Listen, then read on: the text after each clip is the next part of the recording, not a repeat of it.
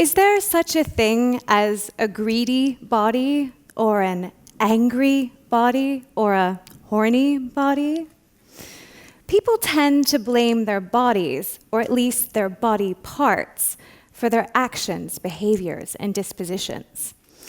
They might say that they have a hot head, or a sweet tooth, or various kinds of genes, such as the warrior gene or the thrill-seeking gene.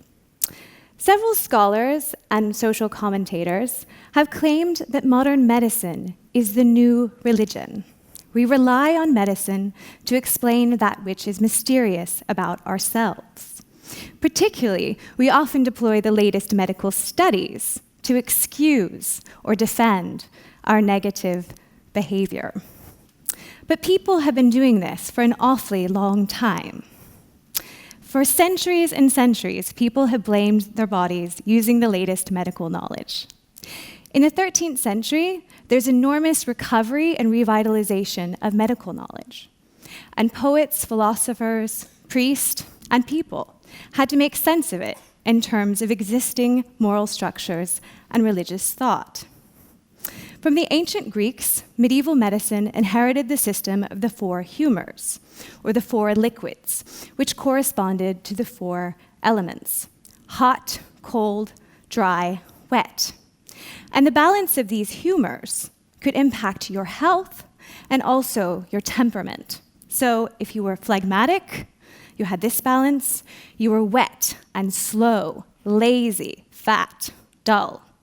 If you were melancholic, you would be cold and thin and envious and mean and sad.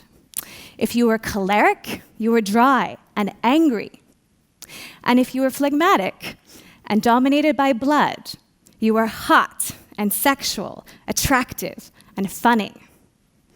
So if the humors make such a difference to your humor, then can it really be your fault? Likewise, the emotions, or what were called the passions, were thought to be psychosomatic responses to what was seen and heard, experienced through the senses in the body. So then, is behavior really a matter of control, or is it a matter of nature and of instinct? Natural philosophers and theologians tackled these questions, but they weren't isolated to the universities. Instead, these questions impacted everyday interactions in all levels of society. Because in a society where you have to account for all your bad behavior in confession, how you talk about your body and what it makes you do and think and feel is really important. So in confession, the medieval priest would try to extract the full truth. And they would do this using various techniques. In one, they would ask people to think about their behavior and what they've done in terms of their anatomy. Working through the various parts of the body, they would say, have you sinned with your eyes, with your nose, with your ears, with your mouth, your hands, and so on?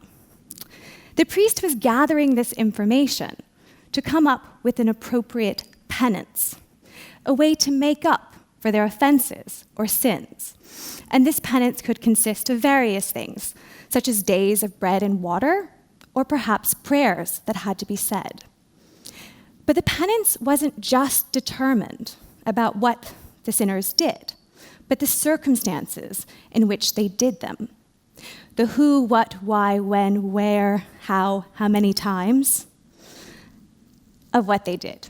And in these circumstances is where medical knowledge played an important part. The priest had to perform a kind of medical diagnosis in confession. He had to think about whether there were certain conditions about the person before them, something medical, such as a humoral imbalance, that might predispose them to certain kinds of action. But people confessing often helped the priest out. They blamed their own bodies for certain things that they did, particularly the bodily sins, such as gluttony and lust. They might say, I'm so cold-natured. I needed the extra food and drink to restore my humoral balance. That's why I got drunk at the pub. Or they might say, I'm so hot. I couldn't help it. I couldn't resist my neighbor's wife. And so on. These common excuses are recorded in handbooks to confession so that the priest would know how to respond. And they do advise a fair bit of suspicion. In one example, someone claims to be hot-natured in order to defend his sexual sins. So he would be sanguineous. But then when the priest assigns a penance, he claims to be phlegmatic, too cold and too weak to perform this penance. But priests did not outright reject medical knowledge in thinking about behavior. But they did want to learn about the body and its weaknesses in order to heal them. Medicine wasn't simply a get-out-of-jail-free card. They might even advise certain physical treatments, such as if you're a lusty person, they might say, avoid hot and sweet spiced wines, or pour cold water over yourself.